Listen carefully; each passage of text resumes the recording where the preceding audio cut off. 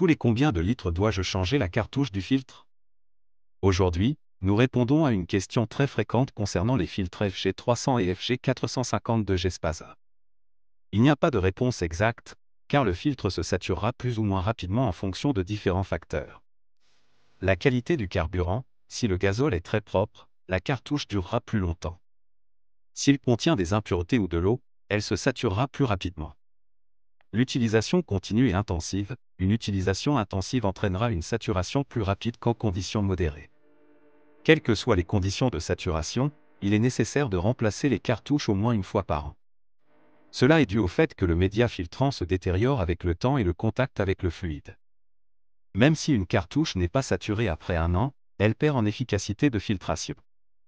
Un filtre peut se saturer complètement en quelques minutes si de l'eau ou une grande quantité de sédiment est aspirée.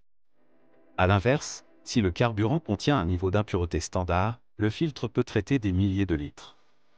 Sur l'image, on peut voir un filtre remplacé après 3,5 millions de litres. Il est évident qu'il est très saturé et qu'il provoquait une perte de débit. Ce filtre aurait probablement dû être remplacé après 1 million de litres. Alors, comment savoir quand changer la cartouche? Vérifiez l'indicateur de pression. Les filtres FG300 et FG450 sont équipés d'indicateurs qui signalent quand la cartouche est saturée. Réduction du débit: si vous remarquez une diminution du débit de carburant, il est temps de changer la cartouche.